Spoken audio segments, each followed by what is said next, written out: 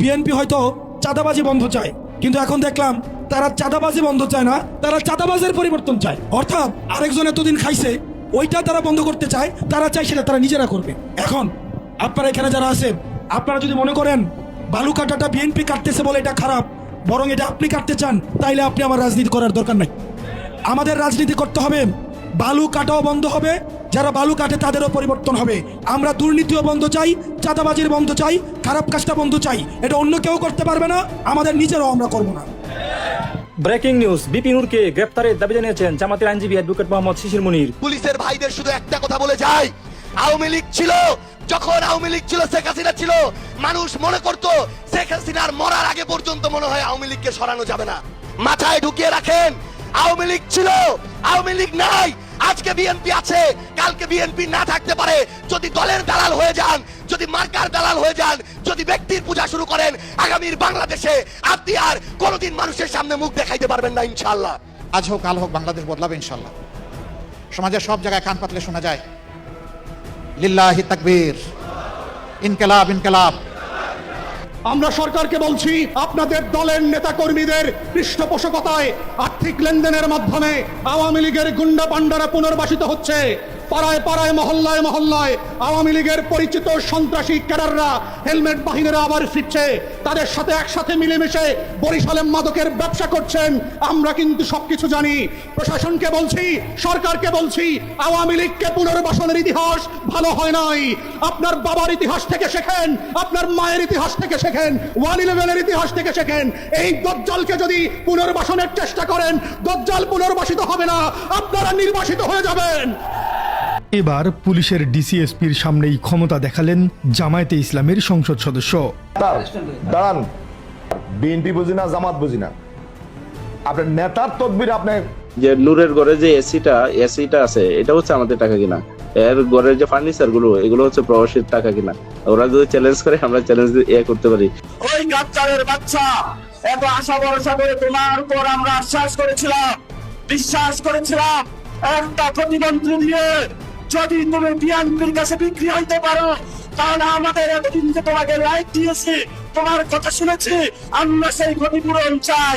আর সেই ক্ষতিপূরণের একটাই সমাধান, সেটা হইতে পারে জুতার বাড়ি। আমরা কথা দিচ্ছি, আমরা মুখে নয়, কর্মের মাধ্যমে ইনশাল্লাহ সকল অপপ্রচারের জবাব দেব। এই সমস্ত অপপ্রচার করে জনগণকে বিভ্রান্ত করার দিন শেষ। কেউ যেন আমরা না ভাবি যে আমি অন্যের চাইতে বেশি জ্ঞানী এবং চালাক। সবাইকে মনে করতে হবে আমার চেয়ে বাকি সব লোক জ্ঞানী এবং চালাক। আসসালামু আলাইকুম দর্শক, দেশ ও দেশের বাইরে যে বা যারা এই মুহূর্তে আজকের এই ভিডিওটি দেখছেন, সবাইকে জানাচ্ছি নাসির ইসলাম মিডিয়া সেন্টারের পক্ষ থেকে আন্তরিক শুভেচ্ছা অভিনন্দন। দর্শক শ্রোতা, আজকে খুবই গুরুত্বপূর্ণ এবং আকর্ষণীয় কিছু বিষয় নিয়ে আজকে আপনাদের সম্মুখে হাজির হয়েছি। দর্শক, আশা করি এই ভিডিওর শুরুতে সেই ছোট্ট ছোট্ট ভিডিওর ক্লিপ দেখে আপনারা উপলব্ধি করতে পেরেছেন যে আসলে আজকের এই ভিডিওটি কতটুকু গুরুত্বপূর্ণ এবং আকর্ষণীয় হতে চলেছে। কথা বাড়াবো না, সরাসরি মূল আলোচনায় চলে যাব। তার আগে বলবো, আমাদের এই চ্যানেলে যদি আপনারা নতুন হয়ে থাকেন অবশ্যই সাবস্ক্রাইব করবেন, যারা করেছেন ধন্যবাদ। চলুন একটা লাইক দিয়ে আমরা বিস্তারিত আলোচনায় চলে যাই। আসসালামু আলাইকুম। একটা বিরাট মিছিল দেখলাম, মানে বেশ বড় মিছিল। ওখানে স্লোগান দিচ্ছে, কি স্লোগান দিচ্ছে বোঝা যাচ্ছিল না। পরে আপনার নিচে ডিসক্রিপশনে যা পড়লাম, পরে বুঝলাম যে এটা ঢাকার ইউনিভার্সিটির ছাত্র দলের মিছিল। মিছিলটা কি? মিছিলটা হলো আপনার গিয়ে এই যে বিএনপি সরকারের 180 দিনের কি সাফল্য, এবং এর জন্য তারা আনন্দ মিছিল করছে। সাফল্য কি কি করেছে, কি কি না করেছে, এটা জনগণ দেখেছে। কিন্তু বিএনপি থেকে প্রচার করা হচ্ছে না, ছেলে কর্মী তারা সরকারে আছেন, তারা 100 দিনে অনেক সাফল্য করেছেন, এবং এর পরিপ্রেক্ষিতে তারা একটা ব্রুকলেটও চেপেছেন, এবং ওইখানে তারা কি কি করেছেন সেগুলো দিয়ে দিয়েছেন। আমরা যদিও এটা পড়বার মতো সময় বা ক্ষমতা বা জ্ঞান অনেকেরই নাই। সাধারণ মানুষ বাহ্যিক দৃষ্টিতে দেখে দেশে কি সাফল্য হচ্ছে, দেশে কোনটা অসাফল্য হিসেবে বিবেচিত হচ্ছে। আমাদের দেশে যদি আপনি মোটা দাগে দেখেন, তাহলে 180 দিনের মূল সাফল্যই হচ্ছে আমাদের বর্তমান প্রধানমন্ত্রী। আমাদের দেশে দেখেন, এর আগে আমরা প্রধানমন্ত্রী, পুরুষ শাসিত প্রধানমন্ত্রী খুব একটা পাই নাই। কিছুদিনের জন্য ছিল বঙ্গবন্ধু শেখ মুজিবুর রহমান। এরপরে কিন্তু যে কজন প্রধানমন্ত্রী ছিলেন, that means Sheikh Hasina, Khaleda madam, তারা তো মানে পুরুষ ছিলেন না। এই প্রথম কোনো পুরুষ প্রধানমন্ত্রী বাংলাদেশকে শাসন করছে, এবং উনি 180 দিনে যা করছেন বা যা করেছেন, এইটা একটা বিরাট সাফল্য আমরা মনে করি। জনগণকে সে বুঝাই দিতে চাচ্ছে, আমি তোমাদের লোক, আমি মানুষের লোক, আমি সাধারণ মানুষ, ওনার বিভিন্ন ক্রিয়াকর্ম আপনারা যদি দেখেন বা বিশ্লেষণ করেন আপনাদের তাই মনে হবে। এটা নিয়ে কেউ কোনো দ্বিমত করবে না। সাধারণ মানুষের সাথে মেশা, সরকারি ব্যয় কমানো, তারপরে গাড়ির বহর কমানো, যত্রতত্র দাঁড়িয়ে যাওয়া, এই রাস্তার মধ্যে চলতে চলতে নিজের গাড়ির ওয়াইপার পরিষ্কার করা, ইভেন কি টিস্যুটা পর্যন্ত রাস্তায় না ফেলা, এই কালচারের প্রধানমন্ত্রী, এরকম মানে আপন প্রধানমন্ত্রী আমরা বাংলাদেশে আর আগে পাই নাই।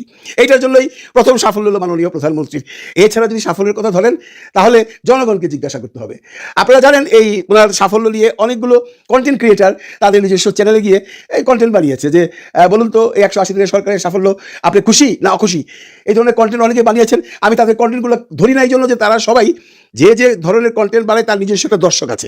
যেমন আমরা জামাতকে সাপোর্ট করে কথা বলি, জামাতের লোকজন আমাদের বেশি ভিউয়ার। যারা বিএনপিকে সাপোর্ট করে কথা বলে তারা ওইখানে বিএনপির সাপোর্টার বেশি, বিএনপির ভিউয়ার বেশি। যারা আওয়ামী লীগকে সাপোর্ট করে তারা আওয়ামী লীগের তো ডাইরেক্টলি সাপোর্ট করে না, বোঝা যায় যে এরা আওয়ামী লীগকে সাপোর্ট করে কথা বলছে, তাদের দর্শক সব আওয়ামী লীগের। আমি তাদের জরিপ কারোরটাই কাউন্ট করবো না, আমি একটা নিউট্রাল জরিপ কাউন্ট করতে চাই। সেটা হলো ডয়েচে ভেলে। ডয়েচে ভেলে জার্মানের একটা মিডিয়া, আপনারা জানেন, খুব পরিচিত এবং বিশ্বের সুনাম আছে, অনেক অনেক অনেক ভক্তগুলো আছে তাদের। ওরা একটা জরিপ করছিল গত মাসের 17 তারিখে, জরিপ করছিল। সেম কোশ্চেনটা কি সেটা আমি এখন বলছি আপনাদেরকে। ডয়েচে ভেলে লিখছে, আজ 17 আগস্ট বাংলাদেশ বিএনপি সরকারের 6 মাস পূর্ণ হলো। সরকার কি আপনার প্রত্যাশা পূরণ করতে পারছে? আপনার ভোট দিন আর বিস্তারিত মতামত প্রদান করুন। সেখানে গিয়ে দেখা গেছে 3 ঘন্টা পর মানুষ ভোট দিয়েছে না, সেখানে পরিষ্কার দেখা যাচ্ছে হ্যাঁতে দিয়েছে 12% এবং নাতে দিয়েছে 88%। মানে 12% মানুষ সরকার এই 6 মাসে তাদের প্রত্যাশা পূরণ করতে পেরেছে বলে স্বীকার করছেন 12% মানুষ, আর 88% মানুষ বলছে সরকার পূরণ করতে পারে নাই। এরাই আবার 3 ঘন্টা পর আরেকটা জরিপের রেজাল্ট দিছে সেম কোশ্চেন করেই, সেখানে গিয়ে দেখা গেল সেম রেজাল্ট। মানে জনগণ 12% জনগণ সরকার এই কর্মা দিতে সুখী। যদিও এই জরিপের কোনো ভ্যালু নাই ইন দ্যাট সেন্স যে আমরা যদি একটা নর্মাল হিসাব করি যে বিএনপির এখন বর্তমানে ইলেকশনে দেখা গেছে উনি 53% ভোট পাইছেন, মানে 53% মানুষ বিএনপিকে পছন্দ করে এবং বিএনপিকে ভোট দিয়েছে। এই 53%-এর মধ্যে ধরলাম যে কোনো কারণেই 30% লোকের আপনার নাই, কি বলে আইডি নাই, মানে ইউটিউব ফেসবুক এগুলো দেখে না। বাকি 23% লোক তো দেখে, বা 25% লোক চলি দেখে, তাই না? কিন্তু তারা ভোট দিল না কেন? তার মানে আমরা ধরে নিতে পারি 12% যদি হয় তার মানে কি বিএনপির মানে জনগণ নাই, বিএনপির সাপোর্টার নাই, হয় তারা দেখে না, নয় এখানে অন্য কোনো ঘাপলা আছে। এইসব জরিপ টরিপ দিয়ে আমরা কোনো কিছু বিচার করতে চাই না। আমরা বাহ্যিক দৃষ্টিতে কি দেখছি সেটাই হলো বড় কথা। যেমনটি ধরেন প্রধানমন্ত্রীর কার্যকলাপ সবাই পছন্দ করছে, ওনার ওই যে কৃচ্ছতা সাধন এটা পছন্দ করছে, কিন্তু পাশাপাশি মানুষ এইটাও সমালোচনা করছে। দেখুন এই যে গত পরশুদিন মহামান্য রাষ্ট্রপতির যে অনুষ্ঠানটা হয়ে গেল, সেখানে শুনলাম কোটি কোটি টাকা খরচ হয়েছে, যেখানে মাননীয় প্রধানমন্ত্রী 100 টাকা দিয়ে লাঞ্চ করান সাংবাদিকদের নিজেদের, সেখানে এই যে টাকাটা খরচ করা হলো এটা তো না করলেও পারতো, ইচ্ছাটা সাধন করলে করতে পারতো, করে নাই। এখন একজন মানুষ যদি একটা নৌকা ঠেলতে থাকে বা একটা বাড়ি ঠেলতে থাকে সেটা কিছু করতে পারবে না, তার সাথে যারা আছে তাদের সবাইকে তাকে হেল্প করতে হবে। সবাই কি হেল্প করছে?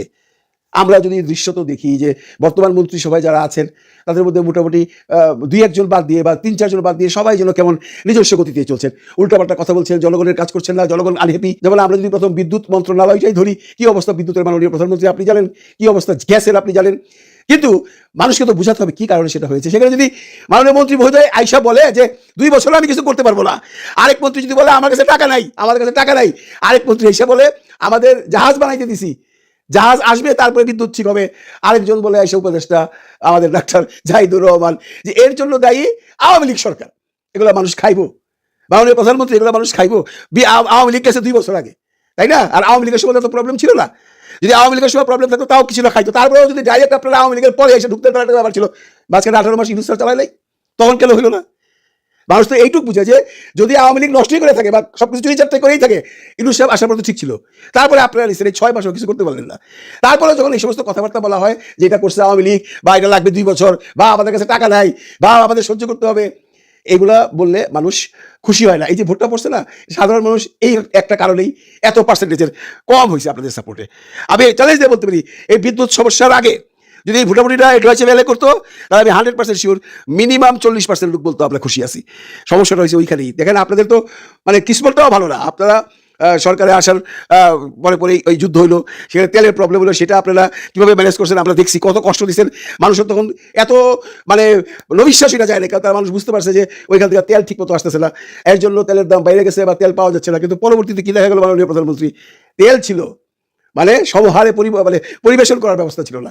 তো আপনার সদিচ্ছা থাকলে হবে না, আপনার যে মানে মন্ত্রিসভা যারা মন্ত্রী মহোদয় আছেন তাদেরকে কথার লাগাম দিতে হবে, কাজ করতে হবে। এক একজন মন্ত্রী এক এক ধরনের এক এক সময় কথাবার্তা বলে না, তখন জনগণ এটাকে ভালোভাবে নেয় না। যেমন ধরেন কিছুদিন আগেই একটা কথা উঠলো বাজারে যে আপনারা দলীয়করণ করছেন। আমাদের বর্তমান জেনারেল সেক্রেটারি বিএনপি রুল কবির বিশাল এসে বলতেছে দলীয়করণ তো আমেরিকাতেও হয়, অসুবিধা কি? এটা তো কোনো যুক্তি হলো না, মাননীয় প্রধানমন্ত্রী, এটা যুক্তি হলো? এটা কোনো যুক্তি হলো? তারপরে দেখেন কোন মন্ত্রণালয়ের কথা বলবো, এই যে শ্রম মন্ত্রণালয়, শ্রম জনশক্তি মন্ত্রণালয়, এরা একটা কাজ করছে যেটা নিয়ে খুব একটা আলোচনা কেউই করে নাই।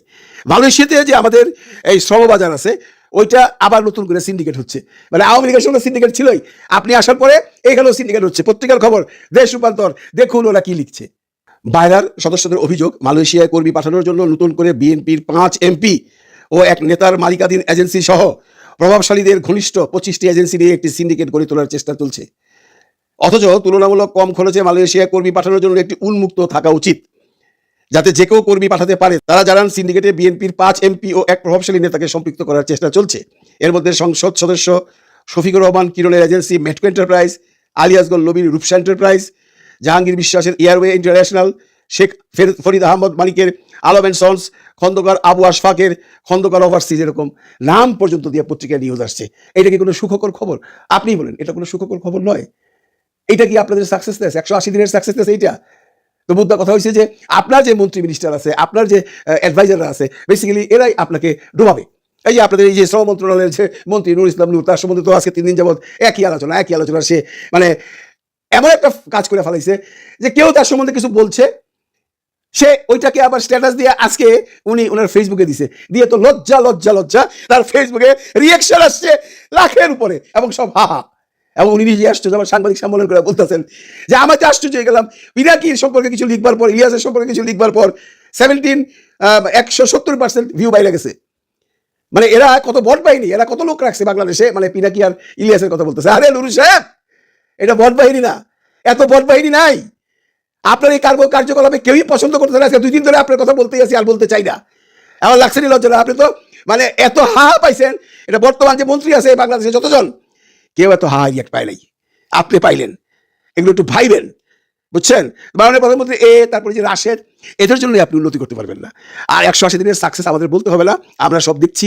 আমরা দিব্য দৃষ্টিতে একটা জিনিসই দেখছি, মাননীয় প্রধানমন্ত্রী সাকসেসনেস ব্যতীত বাংলাদেশে এমন কোনো সাকসেস হয় নাই, যদি আমরা এক্সপেক্ট করি না যে 180 দিনে আপনি মানে বাংলাদেশ থেকে সোনায় বুড়াইয়া দিবেন। We are giving you the time. কিন্তু আপনাকে এই সময়টা আপনি একা দৌড়ালে হবে না।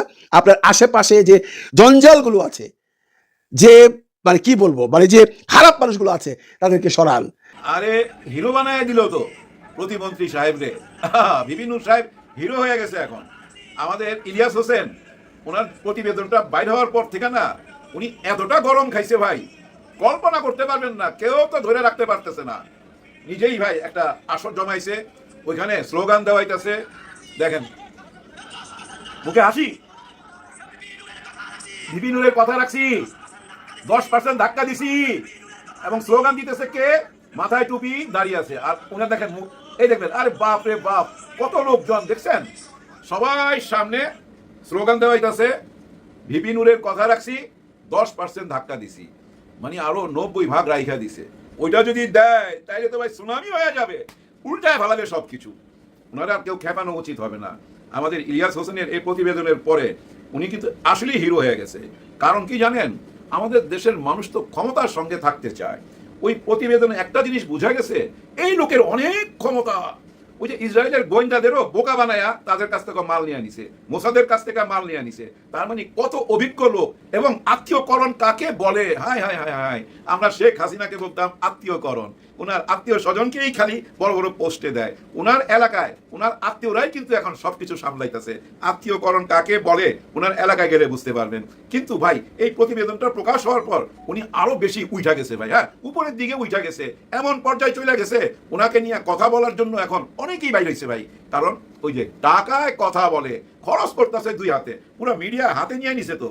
এবং পিছনেও ভাই অনেক লোক চলে আসছে, কারণ ক্ষমতার সঙ্গে থাকতে হবে। উনি যে ক্ষমতাবান, ইলিয়াস হোসেন সাহেবের ওই প্রতিবেদনে ক্লিয়ারলি বোঝা গেছে যে ইনি একজন ক্ষমতাবান লোক। আর ক্ষমতাবানের সঙ্গেই তো সবাই থাকতে চায়। যেমন আমাদের দেশের সরকার, ওনারাও কিন্তু বিরাট ক্ষমতাবান, ওনাদের সঙ্গে সবাই থাকতে চায়। কিন্তু বিরোধী দলও কি থাকতে চায়? জামাতে ইসলামের আওয়াজ একটু কম না এরকম মনে হচ্ছে না? আমাদের নাহিদ ইসলামের আওয়াজ আছে, কিন্তু সেই আওয়াজে কাজ হচ্ছে না। আবার আমাদের ওই যে হাসনাত আব্দুল্লাহ কই, আমার তো মনে হয় উনি একটা সিস্টেমের মধ্যে চলে গেছে, উনার মাথার মধ্যে হয়তো এইটা ঢুকছে, আচ্ছা আমি তো সারা দেশের উন্নয়ন করতে পারুম না, আমি শুধু আমার এলাকার উন্নয়ন করি, এবং ওনাকে বরাদ্দ দেওয়া হচ্ছে 2 হাতে, এবং ওনাকে ব্যস্ত রাখা হয়েছে ওনার এলাকার উন্নতির জন্য, মানে একটা সিস্টেমের মধ্যে ঢুকাইয়া দিছে। আর উনিও এটা বুঝছে আমি যদি আমার এলাকার উন্নয়ন করি বারবার এমপি হইতে পারবো, যার জন্য ব্যস্ত হয়ে গেছে দেবিদ্দার নিয়া। ওনার এলাকার নাম কি দেবিদ্দার নাকি? হ্যাঁ দেবিদ্দার। ওইখানে কিন্তু চাঁদাবাজি নাই। একজন সিএনজি ড্রাইভারের আমি ইন্টারভিউ দেখতেছিলাম দেবিদ্দারের, যে আমাদের এই এলাকাটা হচ্ছে হাসনাত আব্দুল্লাহর এলাকা, কেউ এখানে 1 টাকা চাঁদাবাজি দেখাইতে পারবেন না। তার মানে উনি ওনার এলাকার হাল ধরতে পারছে, চাঁদাবাজদের সরায়া হাল ধরতে পারছে, খুবই ভালো কাজ। কিন্তু লোকাল নেতা হয়ে যায় না, সিস্টেমের মধ্যে পড়া লোকাল নেতা হওয়ার দরকার নাই, আওয়াজ তুলতে হবে। কিন্তু এই মুহূর্তে কেন আওয়াজ তুলতেছে না, এই ব্যাপারটা নিয়ে একটু আলোচনা করতে চাই। কেন আওয়াজ তুলতেছে না? এর মধ্যে আপনারা দেখছেন আমাদের রাষ্ট্রপতির নির্বাচন হয়ে গেছে, খুবই সুন্দরভাবে হয়ে গেছে, মনোনয়ন হয়ে গেছে, নির্বাচন না মনোনয়ন। হ্যাঁ, নির্বাচনের একটা নাটক হয়েছে, সেই নাটকটা খুব ব্যয়বহুল, আমরা দেখছি। ওকে ডান। আগামীতে নাকি 70-এর এই অনুচ্ছেদ থাকবে না, সংস্কার কইরা নতুন অনুচ্ছেদের ভিতর দিয়া নির্বাচন হবে আগামীতে। আজ নগদ কাল বাকি, ওই যে দোকানের মধ্যে লেখা থাকে না আজ নগদ কাল বাকি, প্রতিদিনই যাই দেখবেন নগদ চাইতেছে, বাকিটা আর আসে না, ওই কাল আর আসে না। ঠিক তেমনি জুলাই গণ অভ্যুত্থানের স্বীকৃতি চাই, গণভোটের অধিকার চাই, আর ওনারা বলে অক্ষরে অক্ষরে পালন করব। আমরা যেহেতু সিগনেচার করছি অক্ষরে অক্ষরে পালন করব। প্রতিদিনই ওনাদের কাছে চাওয়া হয়, প্রতিদিনই ওনাদের কাছে দাবি জানানো হয়, আর প্রতিদিনই ওনারা বলে অক্ষরে অক্ষরে পালন করব। আজ নগদ কাল বাকির মতো। তারপরও ভাই কিছু আলাপ করতে হবে, গভীরে যাইতে হবে আলাপের। কি হইতে যাচ্ছে, নাটাই সুতা কার হাতে? গতকালকে আপনারা দেখছেন রাষ্ট্রপতির অনুষ্ঠানে সবাই গেছিল, কিন্তু আমাদের ডক্টর ইউনূস স্যারও গেছিল। উনি কোথায় বসছিল? মাননীয় প্রধানমন্ত্রীর ডান দিকে। বাম দিকে ওয়াইফ বসতে হয় ভাই, এটা নিয়ম। মেয়েরা বাম দিকে বসে, হাজবেন্ডের বাম দিকে মেয়েরা বসে, কারণ এদিকে হৃদয়টা, হার্ট এখানে, যার জন্য এই জায়গাটা বসানো হয়। আর ডান মানে এদিকে, সবচেয়ে আপন মানুষ ডান দিকে। ডান কারা এটা মাথায় রাখেন, এর জন্য ডান দিকে। এখন দেখেন ওইখানে কিন্তু দেখলাম ওনাদের মুখে হাসি। এখন একটা প্রশ্ন হলো, এই যে এই দলের ভিতর থেকেই ভাই টক শুতে যায়, অনেকে বলে এই ডক্টর ইউনূসের বিচার হইতে হবে, ওনাকে ছাড় দেওয়া যাবে না, হাবি যাবি অনেক রকম অপমানজনক কথা। কিন্তু সরকার কি সেটা মনে করে? নিশ্চয়ই না। কেননা এটা সোজা অঙ্ক ভাই, একেবারেই সরল একটা অঙ্ক। কারণ কি জানেন, ওই যে ইউনূস সরকারকে বৈধতা দিতেই হবে বর্তমান সরকারকে, এই সরকার দিতে বাধ্য, ওই ইউনূস সরকারকে বৈধতা দিতে বাধ্য বর্তমান সরকার। কারণ নাইলে তো ভাই আমারই বৈধতা থাকে না। ওই 18 মাসের সরকার যদি বৈধতা না পায়, তাইলে এই নির্বাচন কি বৈধ নির্বাচন হইতে পারে? এই সরকারও তো অবৈধ হয়ে যায়। তার মানে দুজনই দুজনের কাছে ধরা। আমি দিব তোমাকে বৈধতা, তুমি দিবা আমাকে বৈধতা, দুজনকে দুজনের দরকার, খুবই দরকার। ইউনূস সরকার বৈধতা দিবে বিএনপি সরকারকে, আবার বিএনপি সরকার বৈধতা দিবে ইউনূস সরকারকে, নাইলে তো ভাই দুজনই ফাইসা যাবে। যার কারণে আমি মাঝে মধ্যেই বলি এই সরকারের পিছে আছে একজন, সেটা ডক্টর ইউনূস স্যার। এটা আপনারা পরও হিসাব মিলাতে পারবেন এবং প্রমাণও পাবেন। আপাতত এইটুকুই খালি বলি, ডক্টর ইউনূস স্যার যদি পিছন থেকে সইরা যায়, এই সরকার মহা বিপদে পড়বে। হ্যাঁ ভাই, মহা বিপদে পড়বে। ওনারা কিন্তু দেখেন দেখতে দেখতে 6 মাস পার কইরা দিছে, কিন্তু এখনো স্থির হইতে পারে নাই। এলোমেলো একটা ভাব আছে। দেখবেন এই মন্ত্রীকে এখানে নিয়ে যাচ্ছে, এই মন্ত্রীকে এখানে নিয়ে আসতেছে। ওই তাস যেমন সাফল দিতে হয় না খেলার সময়, এরকম সাফল দিয়ে যাইতেছে, এর জায়গায় ওকে নিতেছে, ওর জায়গায় একে আনতেছে। এর মধ্যে কিন্তু তথ্যমন্ত্রী হয়ে গেছে আমাদের আন্দালিব পার্থ, আর যে তথ্যমন্ত্রী ছিল সে আবার আমাদের প্রধানমন্ত্রীর উপদেষ্টা হয়ে গেছে। এরকম চেঞ্জ হয়েছে চারিদিকে। আর প্রশাসনের মধ্যেও কিন্তু এরকম রদ বদল কইরা নিজেদের লোক সেটিং হয়ে গেছে। এর মধ্যে শোনা যাচ্ছে 28টা বিশ্ববিদ্যালয়ের মধ্যে ভাইস চ্যান্সেলর যে দেওয়া হয়েছে সেটা নিজের দলের লোক দিছে। ধরেন এই শিক্ষকটা আমাদের হয়ে কাজ করছে গত 15-16 বছর, তাকে ভাইস চ্যান্সেলর বানায় দিছে। এইভাবে সব জায়গায় সেটিং করছে। এবং বর্তমান বিএনপির মহাসচিব রিজভী সাহেব বলছে আমেরিকাতেও নাকি দলীয়করণ করা হয়, পুলিশ অফিসার থেকে আরম্ভ করে মিলিটারি সব জায়গায় নিজেদের লোক দেওয়া হয়, যার জন্য ওনারা দলীয়করণ করতেছে। যেভাবে আমাদের বিপিন নূর সাহেবও ওনার এলাকায় আত্মীয়করণ করছে। এইভাবেই দেশ আগায় যাচ্ছে। কিন্তু আওয়াজ কেন কম? এই যে সরকারি দলের একজন প্রতিমন্ত্রী কত অপমানজনক কথাবার্তা বলতেছে।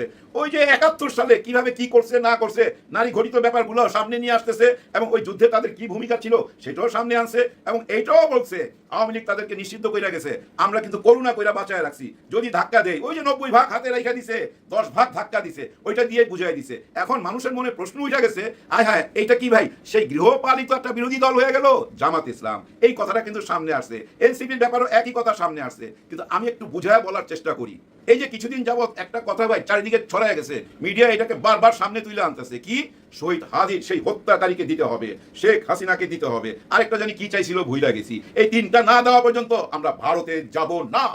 এই কথাটা কিন্তু মিডিয়া ছড়াই দিছে, আমরাও কথা বলছি, কিন্তু ভিতরে ভিতরে কি এইটা? না, নিশ্চয়ই না। ভিতরে ভিতরে কি সেটা আপনারা দেখতে পাবেন। কেউ কাউকে দিবে না, শেখ হাসিনাকে দেওয়ার প্রশ্নই উঠে না, হাদির ওই হত্যাকারীকেও দিবে না। আমাদের সরকার নিশ্চয়ই যাবে, ভবিষ্যতে ইলিশ মাছও পাঠাবে, ওই দেশের সঙ্গে বৈঠকও হবে, সবই হবে।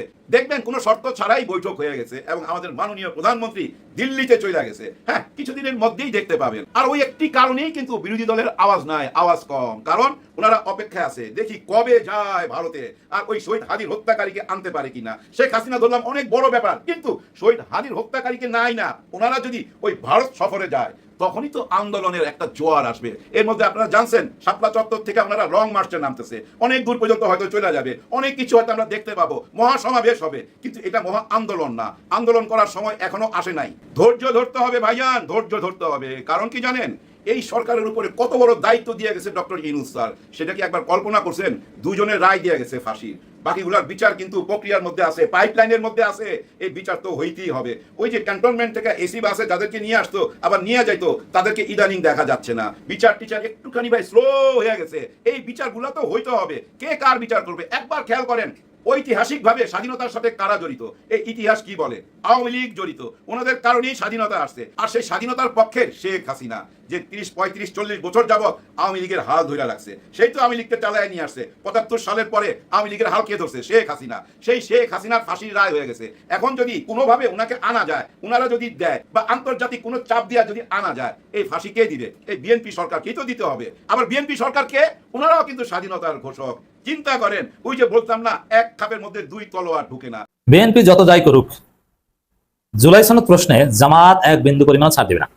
এটা হচ্ছে রাজনীতি একদম রেড লাইন, রেড লাইন হিসেবে আপনি ধরতে পারেন, লাল চিহ্ন। জুলাই সনদ প্রশ্ন জামাতের মাধ্যমে সার বিএনপি নিতে পারবে না। জামাতের এমপি হয়তো বিএনপি রাষ্ট্রপতিকে জড়িয়ে ধরেন, ঠিক আছে, তাকে কপালে চুমু খান, সব ঠিক আছে। আপনারাও সবার আগে ডাক্তার শফিকুর রহমানকে এসে জড়িয়ে ধরেন, সব জড়িয়ে ধরাধরি অনেক কিছুই চলবে। আমির জামাতের নির্বাচনী এলাকায় তারেক রহমান বিশেষ প্রতিনিধি পাঠিয়েছেন উন্নয়ন দেখভাল করতে, ঠিক আছে, আরো পাঠাবেন, সবকিছুই ঠিক আছে।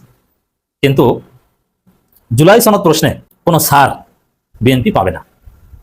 ভারতের আধিপত্যবাদের বিরুদ্ধে বিএনপি সরকার চমৎকারভাবে খেলছে। এমনকি এক্ষেত্রে ডাক্তার শফিকুর রহমান এবং তারেক রহমান কাঁধে কাঁধ মিলিয়ে খেলছেন, একে অপরের কমপ্লিমেন্টারি এবং সাপ্লিমেন্টারি ভূমিকা পালন করছেন। জামাতের মনের মতো ফরেন পলিসি অপারেট করছে বিএনপি, একদম মনের মতো। পররাষ্ট্রনীতিতে জামাতের সাথে বিএনপির কোনো ইখতিলাফ নেই। বরং বিএনপি এই মুহূর্তে যা করছে, জামাত এত বৈপ্লবিক সিদ্ধান্ত নিতে হয়তো ভয় পেত ক্ষমতা আসলে। অবশ্যই জামাত তো এককভাবে দেশ চালাতো না, জামাত ক্ষমতা আসলে ডেফিনেটলি জাতীয় সরকার গঠন করতো। অতএব কথা ক্লিয়ার যে ভারতের আধিপত্যবাদের বিরুদ্ধে যতই খেলুক বিএনপি, জামাতের মনের মতো যতই ফরেন পলিসি অপারেট করুক, যৌথভাবে সংসদীয় কমিটিতে এক জায়গায় যতই কাজ করুক, বাবা জুলাই সনদ প্রশ্নের কোনো সামনে। এটা হচ্ছে জামাতের রাজনীতির রেডলাইন এবং জুলাই সনদ, জুলাই এটাই হচ্ছে জামাতের রাজনীতির ক্ষমতা আসার আসল ক্যাপিটাল।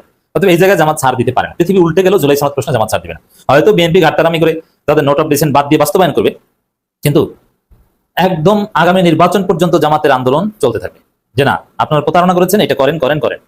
যদি শেষ পর্যন্ত বিএনপিকে ঘাট ধরে জুলাই সনদ পরিপূর্ণভাবে বাস্তবায়ন করাতে না পারে জামাত, তাহলে জামাত আগামী নির্বাচনে প্রতিশ্রুতি দিবে যে আমরা ক্ষমতায় এসে বাকিগুলো করব। কিন্তু জামাত জুলাই সনদ প্রশ্নে এক বিন্দু পিছু হটবে না এবং বিএনপিকে ছাড় দিবে না।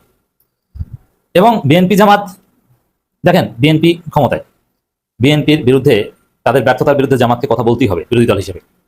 জনগণের ভোগান্তির সমাধানে জামাতকে সরকারের বিরুদ্ধে অবস্থান নিতেই হবে। এটা হয়তো কখনো কখনো জনগণের একটা ভোগান্তি সমাধান হয়ে যাবে, যেমন গ্যাস সংকট, একসময় জ্বালানি সংকট হয়েছিল, তারপরে জ্বালানি সংকট কেটে গিয়েছিল, এরপর এখন গ্যাস সংকট, এটাও হয়তো এক পর্যায়ে থাকবে না। বিদ্যুৎ সংকট, এটা হয়তো এমনিতেই বিদ্যুৎ সংকট সমাধানের দিন চলে এসেছে, কারণ কিছুদিন পর শীতের দিন, তখন তো আর বিদ্যুতের এত পিক ডিমান্ড থাকবে না। তো দর্শক, এইসব এগুলো হয়তো ফর দি টাইম বিং। আর জামাতের আন্দোলন বিএনপির বিরুদ্ধে বিদ্যুৎ, গ্যাস সহ নানান সংকট নিয়ে, এটাও হয়তো ফর দি টাইম বিং এক পর্যায়ে সমাধান হবে। কিন্তু যে বিষয়টা নিয়ে জামাতের সাথে বিএনপির কনফ্লিক্ট লেগে থাকবে, যদি বিএনপি পরিপূর্ণভাবে দাবি না মানে, বিএনপি যদি প্রতারণার উপর ইস্তেকামাত থাকে, তাহলে জুলাই সনদ এবং গণভোটের রায় নিয়ে বিএনপি জামাত কনফ্লিক্ট একদম শেষ পর্যন্ত লেগে থাকবে। কিন্তু জামাত ছাড় দিবে না। এমন না যে ঠিক আছে, যাক মানছে তো মানছে, আমরা এই বিষয়ে কথা বলা ছেড়ে দিই, যা মানছে 2-4টা বাদে তো সবই মানছে, আমরা এখন এটা নিয়ে আর কথা না বলি না। এই বিষয়টা দেখবেন যে একদম বিএনপি সরকারের শেষ দিন পর্যন্ত যদি বিএনপি দাবি না মানে, জামাত এটা নিয়ে উচ্চবাচ্য করবে, তাদের সর্বোচ্চ শক্তি বিএনপিকে বাধ্য করতে কাজে লাগানোর চেষ্টা করবে। সফলতা আসতে পারে, না আসতে পারে, তবে এটা নিশ্চিত যে বিএনপি তাদের নোট অফ ডিসেন্ট বাদ দিয়ে বাকি যেগুলো থাকে ওগুলো বাস্তবায়ন করবে। এখন জুলাই সনদের তাহলে গণভোটের তো মূল্য থাকবে না, কারণ গণভোট হয়েছে এই নোট অফ ডিসেন্টের কারণে, এবং গণভোটের প্রশ্নমানের আলোকে হ্যাঁ জেতার ফলে বিএনপির নোট অফ ডিসেন্ট উঠে গিয়েছে, তো সেখানে গণভোটকে তারা মানবে না, জামাতকে আঙুল চুষবে না। এটি গোলাম পরোয়ার বলেছেন। জুলাই সনদ বাস্তবায়ন না হলে ফেসিবাদ দূর হবে না। তাহলে ফেসিবাদ যাতে দূর করা যায় এবং নব্য ফেসিস যাতে কেউ না হতে পারে, এই জন্য জুলাই সনদ বাস্তবায়ন করাতে জামাত সর্বশক্তি প্রয়োগ করবে, জামাতের আন্দোলন চলবে। গোলাম পরোয়ার আরেক জায়গায় বলেছেন, জুলাই সনদ বাস্তবায়ন গণভোটের রায় কার্যকর না হওয়া পর্যন্ত আমাদের আন্দোলন চালিয়ে যাবে ইনশাল্লাহ। বিএনপি যদি বাংলাদেশকে সিঙ্গাপুরও বানায়, যদিও বিএনপির এমনিতেই ভয়াবহ ব্যর্থতা। আরেকটা বিষয় আমি ক্লিয়ার করি, যেমন জামাতের সাথে বিএনপির রেড লাইন এবং কনফ্লিক্ট যে বিষয় নিয়ে হবে বড় আকারের যদি হয়, সেটা হচ্ছে জুলাই সনদ নিয়ে। আর বাকি যে ব্যর্থতা, যেমন বিএনপি সরকার তো দেশ চালাতে পারছে না ঠিক মতো, দুর্নীতি চাঁদাবাজি বন্ধ করতে পারছে না, এবং জনগণের অধিকার বাস্তবায়ন করতে পারছে না, বিদ্যুৎ দিতে পারছে না, গ্যাস দিতে পারছে না, চাকরি দিতে পারছে না, কলকারখানার চাকা ঘুরছে না, কিসের কর্মসংস্থান করবে? 1.5 বছরে 18 মাসে 1.5 কোটি কর্মসংস্থান করার কথা, উল্টো দেখতে পাচ্ছি লক্ষ লক্ষ লোক কর্মহীন হচ্ছে, কলকারখানা বন্ধ হয়ে যাচ্ছে, গ্যাস সংকটে শ্রমিক ছাঁটাই লক্ষ ক্রস করেছে বিএনপি ক্ষমতা আসার আগে। অথচ শিবির 430 জনের চাকরির ব্যবস্থা করেছে। এই 430টা নতুন খাত ওই চাঁদাবাজি, পাবলিক টয়লেটের ইজারাদারি এগুলো বাদ দিলে বিএনপি সরকার তৈরি করতে পারেনি। তো এই সব সংকট নিয়ে যদি বিএনপি বেকায়দায় পড়ে, তাহলে এখানে বেকায়দায় ফেলবে সেনাবাহিনী, তারা 111 ঘটিয়ে বিএনপিকে বিদায় করবে। কিন্তু জামাত এইসব ব্যর্থতার কারণে বিএনপিকে বিদায় করবে না। জামাতের তৎপরতার ফলে যদি বিএনপির পতন হয়, তাহলে বুঝবেন এটা জুলাই সনদ এবং গণভোট প্রশ্নে। জামাত ওইরকম অনেক বিষয়ে বিএনপিকে ছাড় দিতে রাজি, কারণ জামাত হয়তো মনে করে যে আমরা ক্ষমতায় আসলেই যে সব সমস্যার সমাধান হয়ে যেত তা না, বাংলাদেশের অনেক রিয়ালিটি আছে, কর্মসংস্থান তৈরি করা বা বিশ্ব বাস্তবতা অনেক কিছুতেই বিএনপি বোঝালে জামাত কনভিন্স হয়। যেমন জ্বালানি সংকট নিয়ে জামাত চাইলে বিএনপির বিরুদ্ধে ভয়াবহ রাজনীতি করতে পারত, কিন্তু সেটা না করে বিএনপি কোঅপারেট করেছে। এরকম এই কর্মসংস্থান তৈরি হচ্ছে না, বেকারত্ব বেড়ে যাচ্ছে, এটার কারণ সম্পর্কে সামগ্রিক বিশ্ব অর্থনীতির বাস্তবতা হয়তো জামাত মেনে নিতে পারে, কিন্তু জুলাই সনদ এবং গণভোট প্রশ্নে কোনো বাস্তবতা জামাত মেনে নেবে না। জামাতের সাথে একমাত্র কনফ্লিক্টের জায়গা এটা। বাংলাদেশ জামাত ইসলামী সেক্রেটারি জেনারেল ও সাবেক সংসদ সদস্য জনাব মিয়া গোলাম পরোয়ার বলেছেন, জুলাই সনদ বাস্তবায়ন না হলে ফেসিবাদ দূর হবে না। দেশের মানুষ যে পরিবর্তনের প্রত্যাশা নিয়ে রাজপথে নেমেছিল, সে আকাঙ্ক্ষার বাস্তবায়ন করতে হলে রাষ্ট্রীয় রাজনৈতিক কাঠামোর প্রয়োজনীয় সংস্কার নিশ্চিত করতে হবে। দর্শক, আশা করি পুরো ভিডিওটি আপনারা দেখেছেন। এবার অবশ্যই আপনাদের মূল্যবান মতামত জানিয়ে দিন, পারলে ভিডিওটি শেয়ার করে সবারই দেখার সুযোগ করে দিন। আর আমাদের এই চ্যানেলে নতুন হলে সাবস্ক্রাইব করুন, যারা ইতিমধ্যে সাবস্ক্রাইব করেছেন তাদের ধন্যবাদ জানিয়ে আজকে আমরা এখানে বিদায় নিচ্ছি। দেখা হচ্ছে নতুন কোনো ভিডিওতে, সে পর্যন্ত সবাই ভালো থাকবেন, সুস্থ থাকবেন। আল্লাহ হাফেজ।